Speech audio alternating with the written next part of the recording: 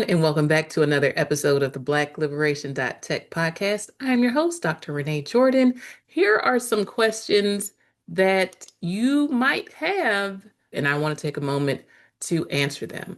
So, how do I tell the difference between fear and a real signal to pivot? Okay, so I'll give an example. I completed my comprehensive exams and I was working on my prospectus, so my dissertation proposal, telling my committee what I wanted to do for my final research project. And in the midst of that, the COVID-19 pandemic happened and we were no longer in person. Things were happening virtually. And while people were still creating after school programs, I decided for myself that I needed to pivot. One, because time was of the essence. I had 7 years to complete my PhD. And by the time I was getting my prospectus together, time was ticking and I had to get the things done. So I was not afraid that I would not be able to finish because of the COVID-19 pandemic. I knew that I had to do something different, and that required me to pivot. And I decided that I needed to pivot because it was going to allow me to have a more comfortable experience. So, yes, I could have done an after school program and it could have been online, but I also was aware of what was happening with students online and needed to assess if that's what would be comfortable and expedient to me.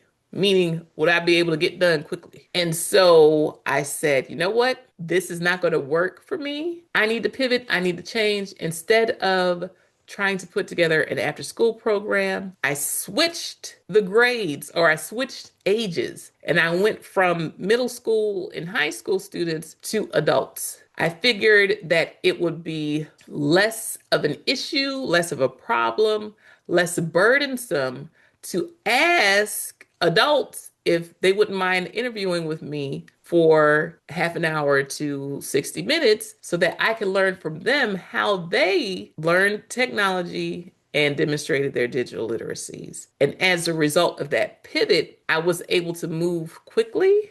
I was still able to move in the direction that I wanted to go.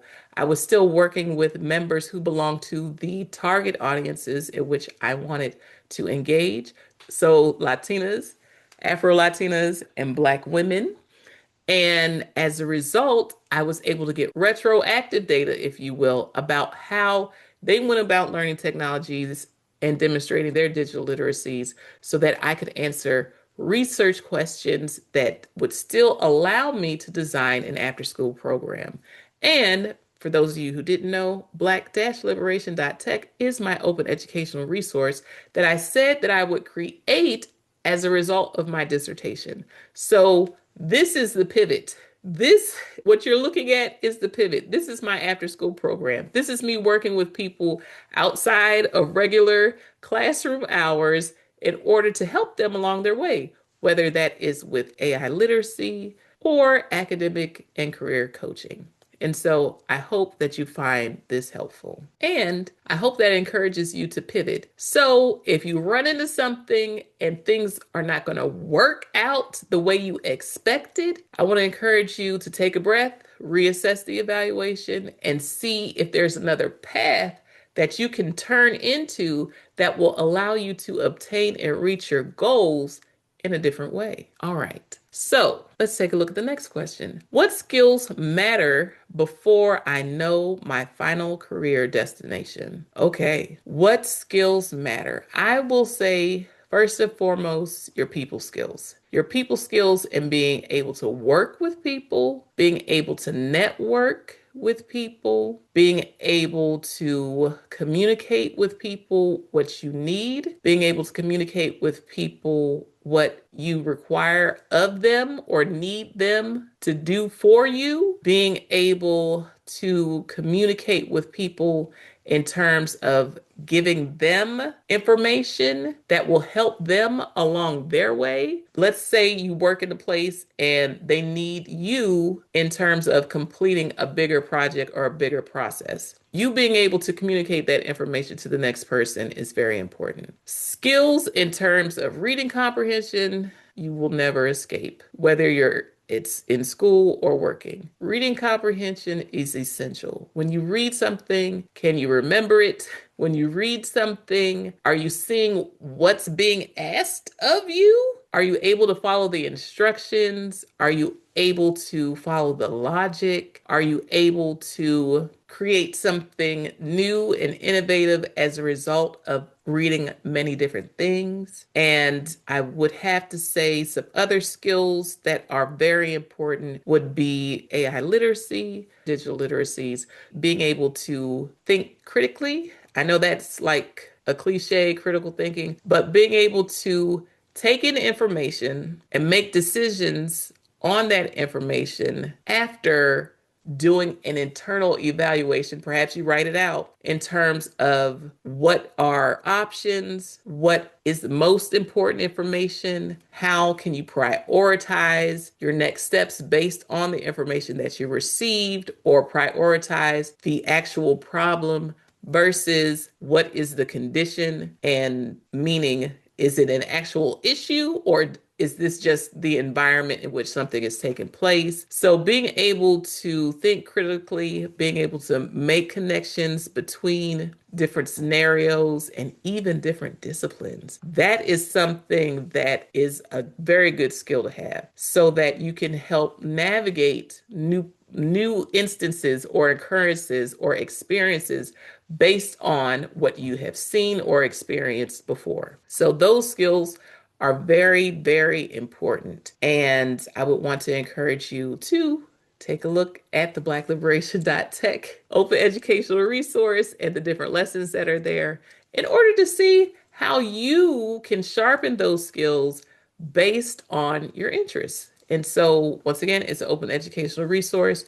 You get to insert where there are brackets or make edits and adjustments so that it's tailored for you and you don't have to follow my examples exactly. You can modify them for yourself. Okay, so I would say those are important skills. Now, the part where it says, what skills matter before I know my final career destination? You need to get all the information you can from every opportunity. And when I say that, it's not just what you do, but take a look at the next person. See if they have skills that are of value that you can adopt and hone for yourself. And it might not be that the next person is in the job that you want, but you notice, oh, this person is really good at X, Y, and Z.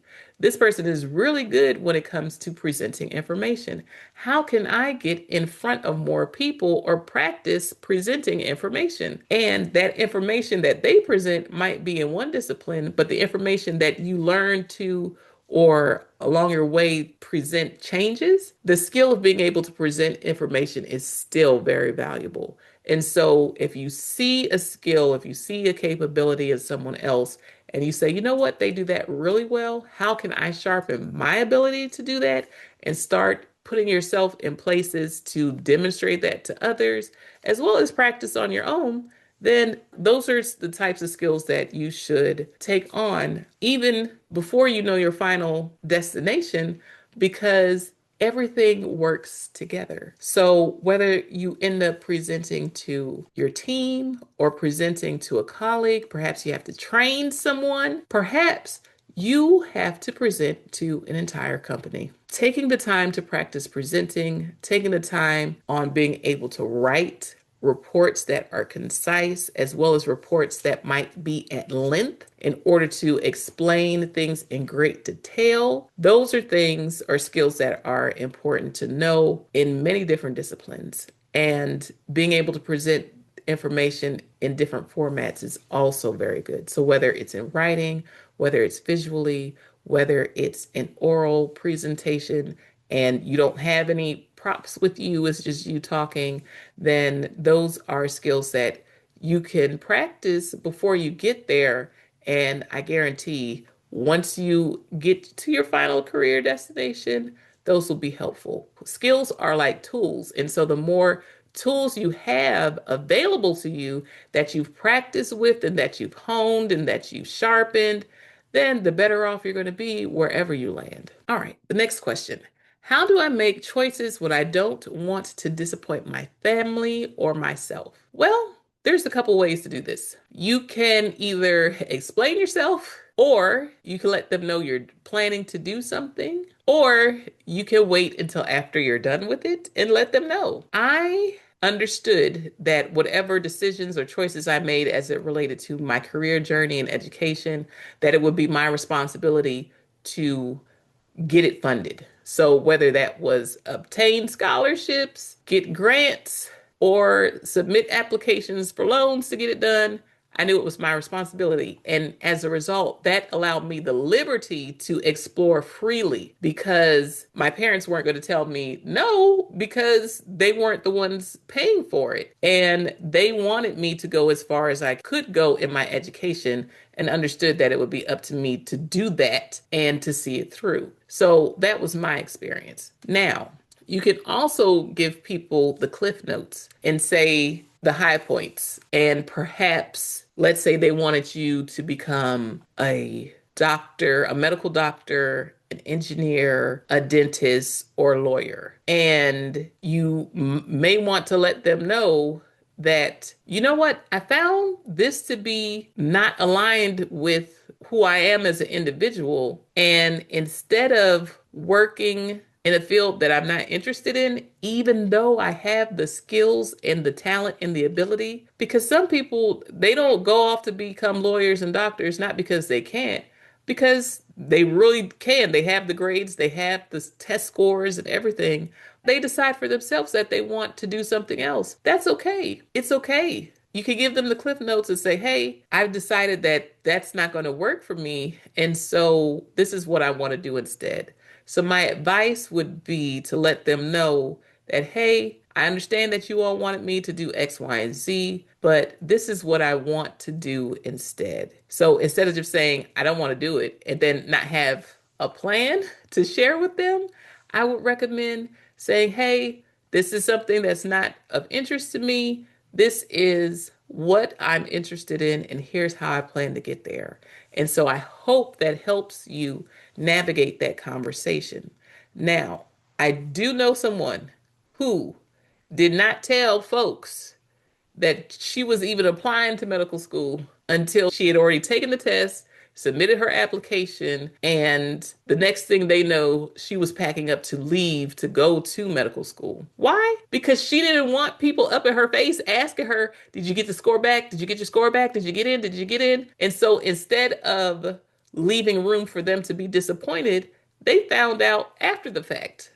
She was on her way to medical school. She did the thing. And so that's another way to make your choice without disappointing, because if they don't know, they can't be disappointed. So there's different ways of getting around it. I shared mine, I shared a middle ground, and I shared one of my friends. And so think about how you can navigate that for yourself. It also might mean being independent before you can go off and do that journey. What do I mean by that? You might have to move out and be able to sustain yourself and figure out how to get it done on your own. And that could be something that's tight, that's something that you might not be able to manage, or perhaps you could ask your family for time. But if it's going to disappoint them to the point where they're like, well, you live in my house and my rules, then you might have to get your own house where you set your own rules. And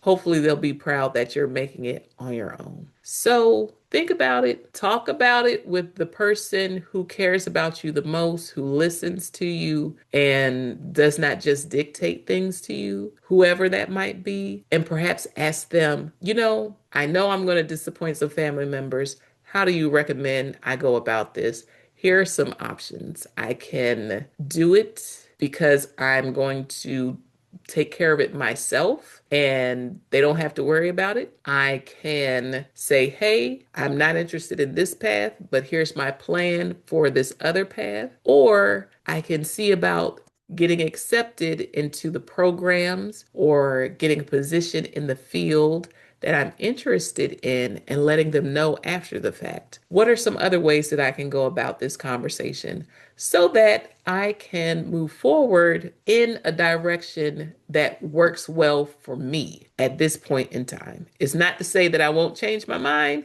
because I might find out that I want to do something else after having a chance. But from this point, how can I move forward? All right. Now, next question. What if I'm interested in too many things and I can't choose just one?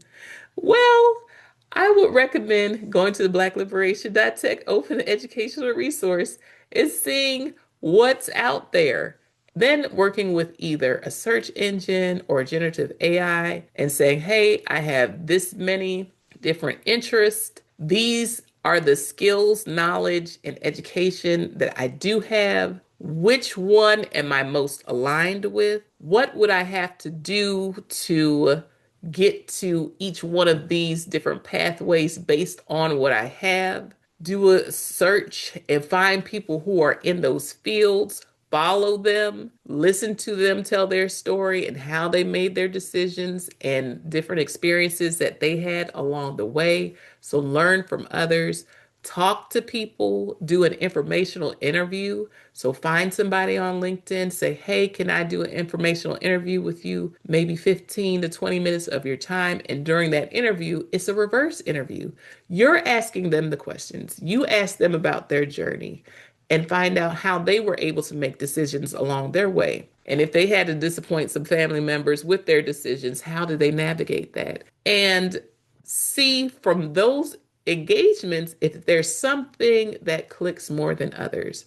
See if there are any entry level positions that will get you exposure to the field that you're interested in. Maybe it's not the job that you'll actually end up doing in the long run, but are you able to get into, like I said, I was an executive assistant. I was an executive assistant at a university that had a medical school. I was able to look and see how doctors were operating in terms of research, and I got a glimpse at a cadaver that changed my life. Okay, it was under a sheet. Go back to season 1, episode 1 for the full story. But that allowed me to get a closer view that I would not get just by looking at someone online. I was able to see some of their day-to-day activities. And as a result, I was able to make decisions, informed decisions for myself. The same thing with the temp agency. I was an administrative assistant, an office manager. I was at the front desk, a receptionist, a concierge. And so I was able to see how these people moved in the different meetings they needed help setting up,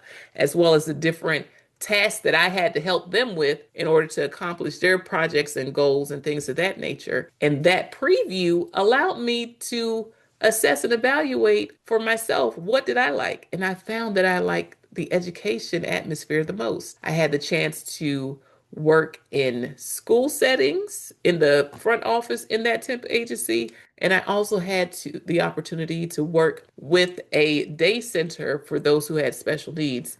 And I did like the education field there as well. And I said, you know what? This education thing is sitting and resonating with me more so than the law office where I was at the front desk in terms of what the environment felt like. Because that could be an important factor for some people. Some people, they're just like, as long as I show up and I do what I need to do and I can go home with my money, then that's fine. More power to you. But I want to know what it feels like. And education gave me the feel, the vibe, if you will, that went well with me. Okay, so the last question that I'm going to take a look at, how do I trust myself when the next step isn't obvious? That's okay. Know that you don't have to have it all figured out all at once. Know that there's more than one option, more than one opportunity, more than one chance. There are different ways to taking advantage of opportunities. Some people, they go through one career trajectory and decide that they want to change after years of being in it. When I would watch something on TV that dealt with like life in the ER or something, there was someone who was a truck driver who later on decided he wanted to go to medical school, and he did. So I say that to say there are different ways to go from one point to the next that look nothing alike and from the outside. But it's possible to make a change when you're ready, and know that when you make that change, whatever it looks like, it's okay. And hopefully you find something that works well for you based on what you prioritize, based on your interests, based on your goals, based on your evolved or new interests and new goals. Maybe it's a shift from one thing to another, once again, that don't look similar. And so while I have different degrees, when I tell my story, it makes sense. And so just know that your journey will make sense to you. And it might be that you went in one direction and said, hey, I'm going to push, pause, halt, stop.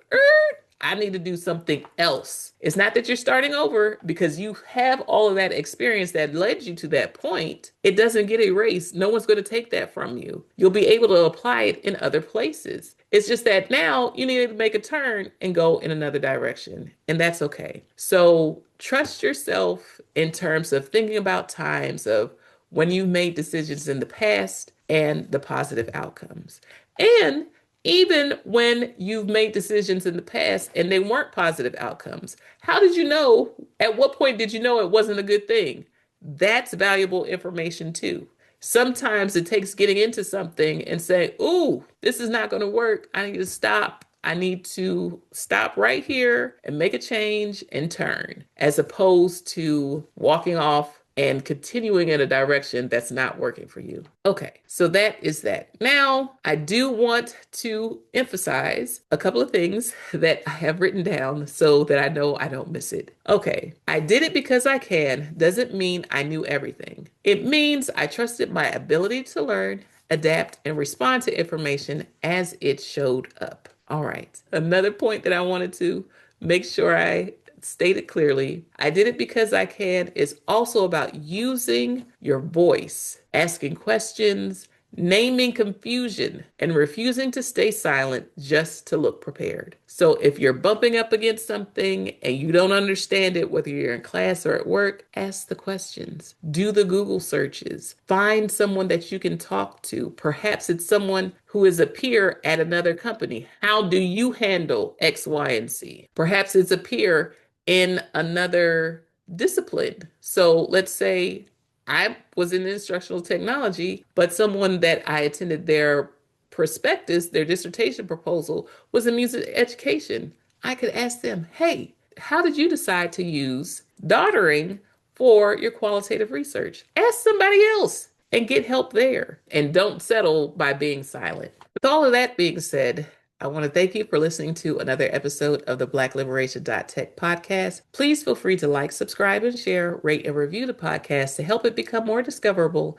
And until next time, take care. Bye-bye.